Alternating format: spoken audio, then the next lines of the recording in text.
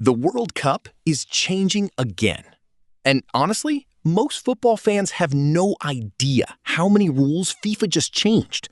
You probably heard about the jump from 32 teams to 48 teams, but that's only the beginning. Because the 2026 World Cup will look very different from every World Cup you've watched before. New teams, new rounds, new qualification spots, and a completely different path to becoming world champion. So what exactly changed? And which new rule will have the biggest impact? Let's break down every major World Cup change in simple English. First, the biggest change of all. The tournament is expanding from 32 teams to 48 teams. That's an extra 16 countries. For smaller football nations, that's amazing news. For tournament organizers, it's probably a headache.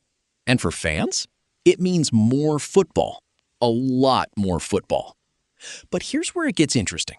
More teams means the entire tournament structure had to change.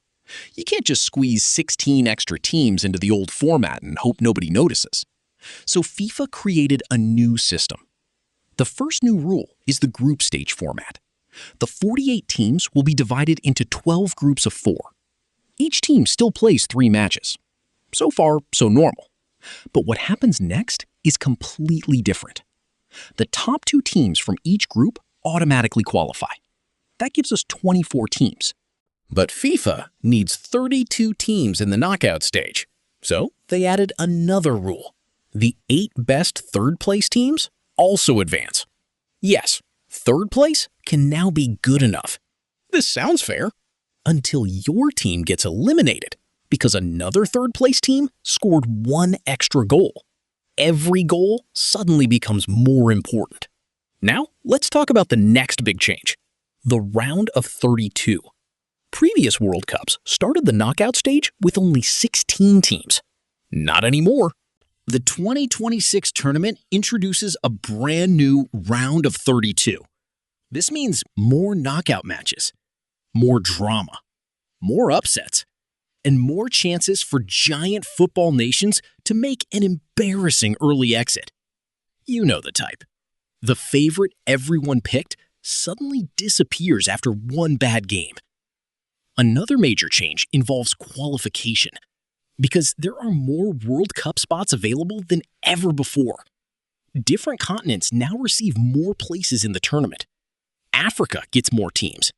Asia gets more teams. North America gets more teams. Almost everyone gets more teams.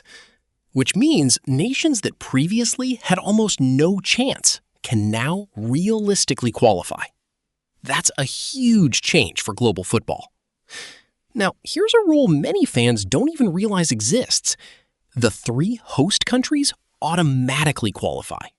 In 2026, those hosts are the United States, Canada, and Mexico.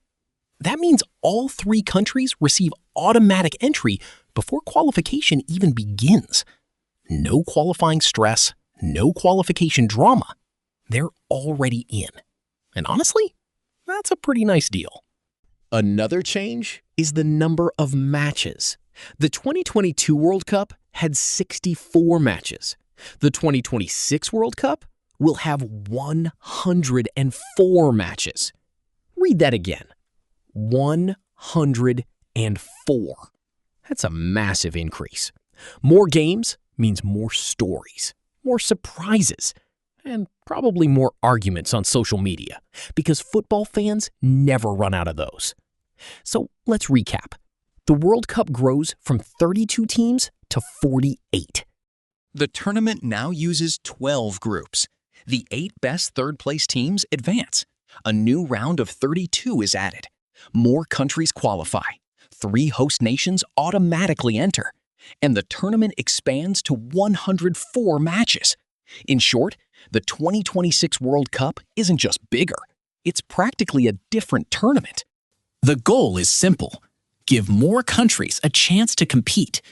But whether that creates more excitement or more chaos is something we'll discover soon enough. One thing is certain. The biggest World Cup in history is almost here, and football may never look quite the same again. If this video helped you understand the new rules, Subscribe for more simple sports explainers.